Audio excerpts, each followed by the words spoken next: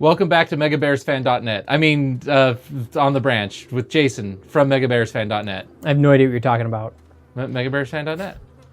Totally not here to plug my own blog. No, you're here because, like, we just asked you and you're like, okay.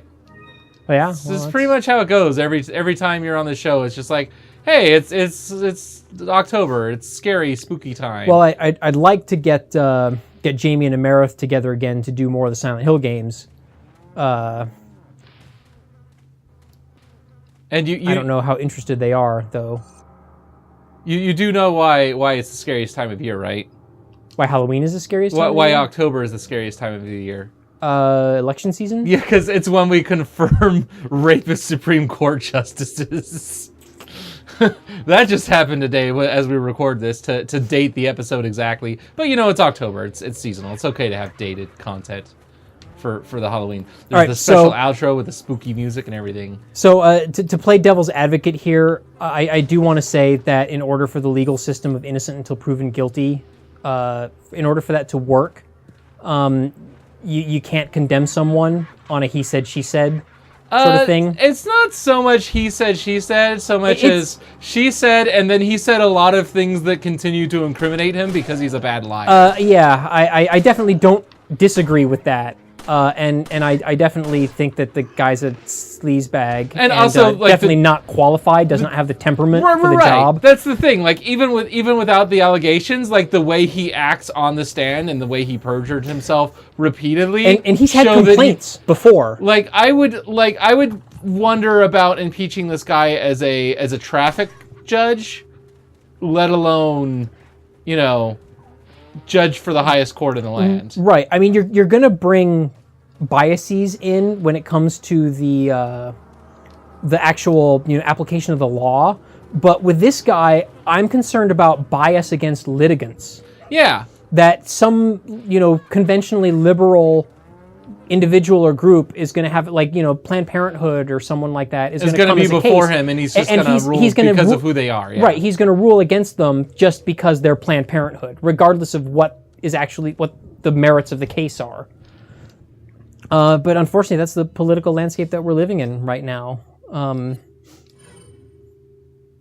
Resident Evil 4, however, has a completely different political landscape. Sorry for the politics branch. I just wanted to make a scary Kavanaugh joke because it just seemed timely. You know, jokes about the things. Yeah, going on. But you know that you can't say anything political when I'm around without us having a 2-hour conversation about politics.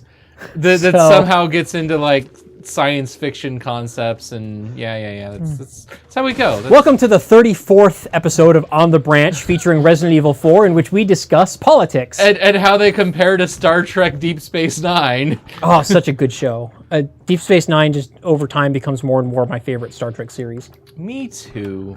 That's why I'm trying to get a merit to it by skipping all the bad episodes, and then you get mad at me for skipping bad episodes. The bad episodes of TNG? Yeah. Well, because for one thing, you're actually having her skip episodes that you think are bad that aren't actually bad. I don't know. I'm trying to remember a specific example, but I know, like, I specifically Encounter asked her. at Farpoint, I think was one, like the first. You can't skip that. That sets up the friggin' through line for the entire series, John. Poorly. It doesn't matter. Oh, hey, dude, what's up? Hey, you like headshots? Oh, my goodness. Yeah. You all right? Amarith, if you're listening to this, watch all of Star Trek The Next Generation, including the bad episodes. Just straight up. Even the bad ones, do your homework. Even a lot of the bad episodes of TNG still have their merits, though. Yeah. And there's also a time capsule element about them as well. You gonna do that again? Not anymore. How come none of them just fake it? They're like, ah, and then 5 seconds later they sneak up. Well, I mean, they're zombies, so. No. It said at the very beginning But they're not zombies because this isn't actually a Resident Evil game. I think that was part of it, is they wanted to establish a slightly different, not universe, but continuum of games. Like, I think they were aware of what they were doing with this game as far as it being very different from the others. I'm still on the fence about whether I believe this game was originally conceived as a Resident Evil game, or if it was supposed to be like a different series. and then they turned it into Resident Evil because they wanted it. Because they wanted to sell more copies. Or even Resident Evil 4 was also in development, and then they said, "Oh, it's." Well, I've actually seen a video of tech demos of what RE4 originally was, and it's had the tank controls and the fixed camera angles and all that stuff this too. has tank controls. Well, arguably. yes. One of the criticisms of the original Resident Evil games was the tank controls, and it was one of the impeti. Yeah, whatever. It was one of the impetus causes for redesigning Resident Evil was the complaints about the tank controls. People don't like them. I like them, especially when you're going to have fixed camera angles. But other people don't like them. The irony is that Resident Evil 4 has the exact same controls as the original Resident Evil games. The only difference is that they changed the camera angle. Yeah. They pulled the camera behind the character, and you still have tank controls. And again, there's no strafe functionality. So, like, that's something that even at this time I think was standard in an FPS in shooters. Yeah, even third-person shooters, that was pretty standard. I mean, I don't know how many third-person shooters there were at this time. This was kind of one of the first, which because like third-person shooters at that time were like run and gun. And kind everyone copied this because of his success, which is where we were going with the concept of right. the cargo. So the irony is, all those people who complained about the original Resident Evil having tank controls got a Resident Evil 4 with tank controls and loved it. Yeah. Okay, so let me explain what the cargo cults were. In one of the I forget which island or series of islands, Leon, you doing all right? During World War II, these Pacific Islanders that had very little contact with the outside world saw these American planes dropping supplies, just manna from heaven, just these incredible miracle items just out of nowhere. And they saw the U.S. military, how they got that was they would set up these airstrips, and they would set up their base in this way, and they said, that's how we get the magical airdrops from the flying gods. And so, the cargo, and they would set up fake everything, fake runways with fake airplanes sitting on them, and with fake offices nearby, and with the idea that they would trick the gods into bestowing upon them, the thing. So it was the opening scene of Star Trek Into Darkness? Yeah. It was mimicking the form without understanding the function. Okay. I forget how that was relevant. We mentioned... Because you were talking about how a lot of games copied that poorly, like they didn't understand the aspects of... But they didn't have the relatively tight design that Resident Evil 4 has. A good example... would be how do I get in there? Actually one of Shinji Mikami's later games. What's it called? The Enemy Within? The Evil Within. Okay. The Evil Within. Like the early stages of that game are just complete Resident Evil 4. It's this part of Resident Evil 4 again, except nowhere near as well designed. Like, just for example, they put tripwires and traps and bear traps and stuff like that, like on the floor. But then, even though the game was made for like the PS3, I think, on modern 16:9 aspect ratios, the game was letterboxed. Oh. It was like its actual aspect ratio was something more like 29 to 9 or something like that. So, but they would put traps and things like that on the floor and on the ceiling, where you just couldn't see, where they were cut off by the letter bars. You couldn't see them. Like, I don't know if that was deliberate or just like they didn't think it through. Oh, that's the gate I'm supposed to go through over there. Okay. I'm just wandering around. Like you've been going around in circles for like last. Yeah. No, I've been dumb. I was looking for where to go next, and I assumed there was some way around one of the obstacles, and I'm like, well, I probably haven't explored everything. I have not been this way yet, correct? I didn't come up this way? No. I don't know. This little sign looks familiar, but... That sign? You've passed several of them, so... I don't know, because the skulls are facing me that way. So I've been so busy ranting about this game. Oh no! That quick time! Yay! Quick QTEs, because everybody loves those. Yeah, no, I hate this part. This was the worst part the whole time. So I recently wrote a inspired by the recently released PS4 God of War, I actually wrote a blog post in defense of QuickTime events. Because they were done well in the God of War games. In some of them, in the first original one, God not of so War. good. So I wrote a series of guidelines for what I think would make for a tolerable QuickTime event. Because if you can actually handle the event with like actual like uninterrupted gameplay, using the game's like standard controls and mechanics, like do it. A perfect example is Spider-Man Shattered Dimensions. Has this awesome set piece where you're battling the Sandman. And he like turns into like a tornado vortex kind of thing of sand and starts picking up like are noisy. And starts like picking up cardboard boxes and pieces of debris from around the level, and they start spinning around and circling him, and you have to like jump and web zip from platform to platform as they're moving around him. Oh, that sounds and pretty awesome. It's something that in a lot of games would have been handled with a QTE, but Beanox handled it with just the regular in-game web zip controls. And it's a really cool set piece moment.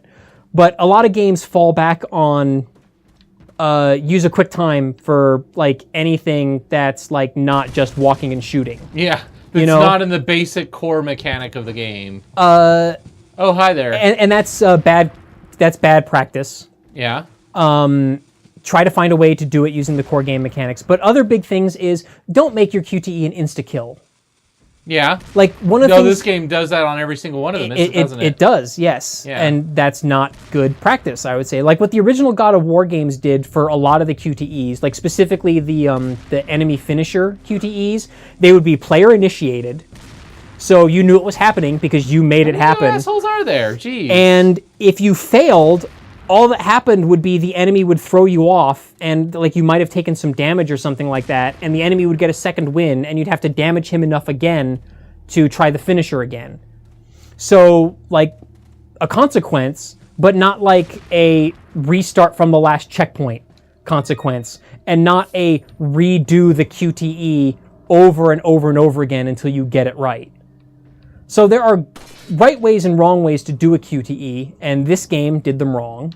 Agreed. As does so many games, because again, going back to the Cargo Cult reference, all of these game companies mimicked God of War, but like without really an understanding of why it worked and why it was tolerable in the first God of War game. And then the new God of War game on the PS4 got rid of the QuickTime events pretty much as well, and replaced them with crappy industry bog standard, little button mashing things for stuff that really didn't need human interaction at all. I guess I stepped just a hair out too far, and I've got no healing items. I just must be bad at finding the healing items. So I should. Or the game's not giving them to you because of the dynamic difficulty adjustment, and it hasn't realized yet that you are shit at the game. That I suck. Like it sees me aiming, and it's like, yeah, you got this. Another problem with games that have dynamic difficulty adjustment, and this is something that I first started noticing in Rocksmith, is if you stop playing the game for a long period of time and then come back to it and like don't remember how to play it, or you're out of practice, you've lost some of the muscle memory, the game's going to keep thinking that it should be hard. Yeah. When it should kind of tone down the difficulty. And you got to go through a lot of deaths and a lot of trial and error before the game's like, oh, yeah, you're not as good as we remember you being. Yeah, and it takes some time to tune down. Yeah, I had that problem with Rocksmith, where I'd get good at a song, and the game would automatically make it harder, and then I wouldn't play the game for like 6 months. Yeah, so that's like the worst thing ever to do for a music rhythm game is to do that. Like, are you familiar? You're familiar with the game concept of flow, right? No, actually, Rocksmith is a really good game. And in general, its dynamic difficulty adjustment works with me. The big thing is that Rocksmith isn't a game; it's a teaching tool. Okay. So if you want to have a party game where you're playing with your friends, pretending to be in a rock band, you play Rock Band. Yeah. If you want to learn to play guitar, you play Rocksmith. It's just the problem is that if you don't play it, or if you don't practice a song for a long time, the game doesn't take that into consideration when it decides how difficult to make the song. So you have to fail. Did you see what I tricked him into doing there? Yeah. So you have to fail miserably at a few licks before it realizes that you're not as good as you used to be. You just can't do it yet. Yeah. Or again, yes, the thing you said, words. Yep. Are you standing right here? God. like you said, the blind corner surprise, but at least I had an audio cue that he was right there, and I was able to react. Audio cues are very important. The human brain actually responds quicker to sound than it does to sight. Yes. So the hallmark of a well-designed game, a lot of times could be audio cues. As long as there's a visual cue to match for the hearing impaired, I'm always about seeing a game that has good ways to compromise. Well, true, but for people. I mean, if you're hearing impaired, would your disabilities. vision processing be faster then? So I don't know. That would be a fun study to see the results of, because you would think maybe. What does it say? So it's okay. It's telling me to shoot it, so I don't have to find a key for it. I just blow it off. I'm sure nobody was inside that I alerted to my presence, right? They're zombies. They don't care. Once again, they're not zombies. Right, because this isn't a Resident Evil game. Oh, hey, next time on the branch. Good timing. Good job with that joke. We're good at an improv.